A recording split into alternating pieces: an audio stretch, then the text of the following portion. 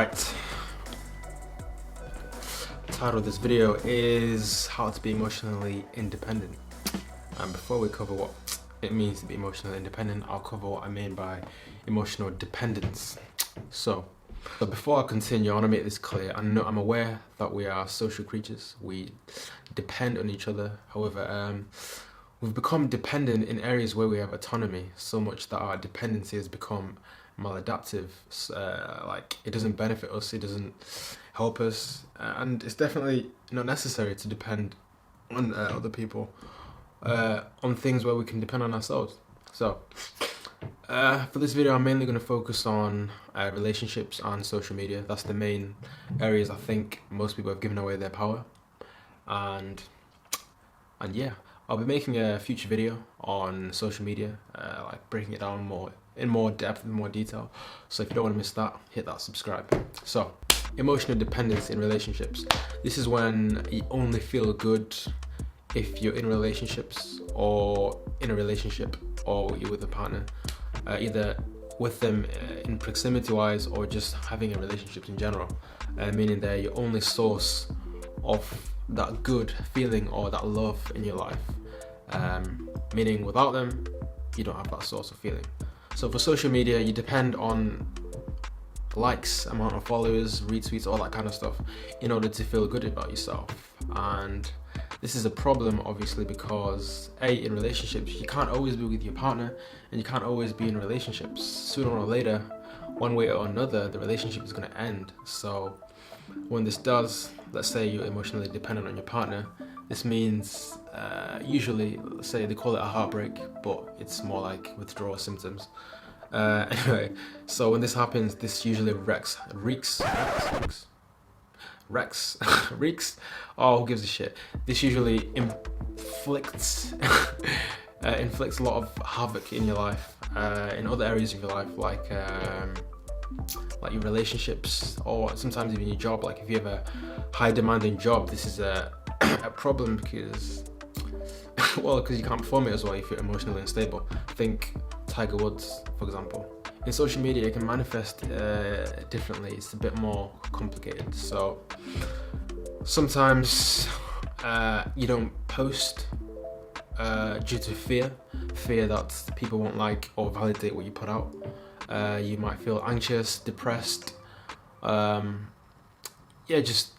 You feel shitty because people haven't liked or commented or whatever of what you've put out. And also you can have a false sense of inferiority or superiority. For example, if you're getting a lot of likes, have a lot of followers, some people feel better than people who have less followers, or vice versa.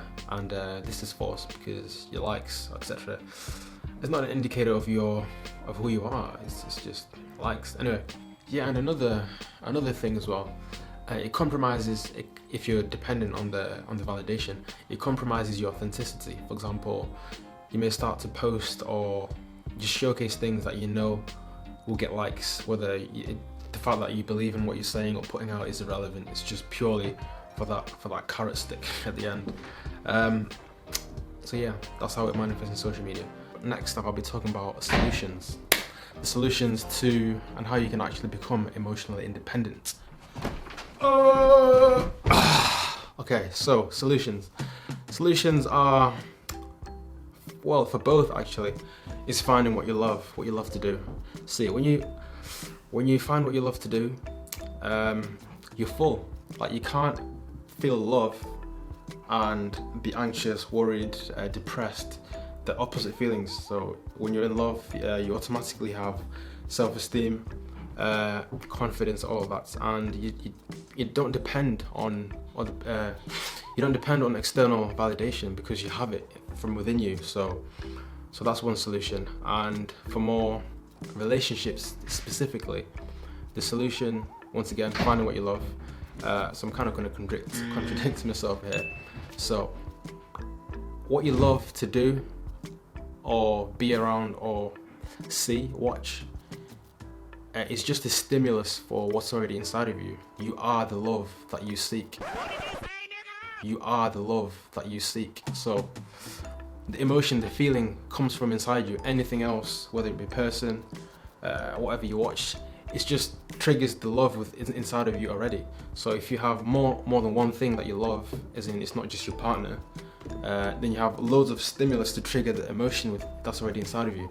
So that's why it's important to find what you love. You're not dependent on one person.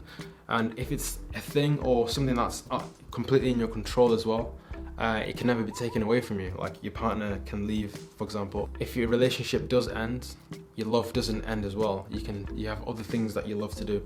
Obviously, it's still going to be painful. It's not going to prevent it, but it's definitely going to sting a lot less for definitely less longer as well. So that's the solution for relationships. For social media, you have to realize the reward in social media isn't the likes, the comments, the retweets, etc. It's the expressing yourself. That's the reward. Expressing yourself is good for you. It's good for your body. It's good for your mind to express yourself. As a kid, that's what we all love to do, to express ourselves. And it kind of social media kind of beats that out of us by putting a carrot stick at the end of it. So we chase the reward so we chase the fake reward and not the real reward. It's kind of like school. School, the reward is the learning, the information, but because there's a grade at the end of it, it kind of complicates and confuses our mind, and we start chasing the grade as opposed to the learning. It's this kind of thing. So yeah, that's how to be emotionally independent. You find what you love to do, and you become filled with love. And when you're filled with love, you don't care. You're emotionally stable because you are the source of the feeling. You're not dependent on someone else to provide that for you or something else. It's inside of you, and you know this. And you naturally exude confidence, self-esteem, because it can't be taken away from you, and you have it. So there you go. That's how to be. That's how to be emotionally independent. I'll be making a future video on how to find what you love. So if you don't want to miss that, hit that subscribe button. It will be good, believe me. And I think that's about it. So that's how to be emotionally independent. Thank you for watching. Have a beautiful day. Have a beautiful week. See you next Sunday. Philosopher out.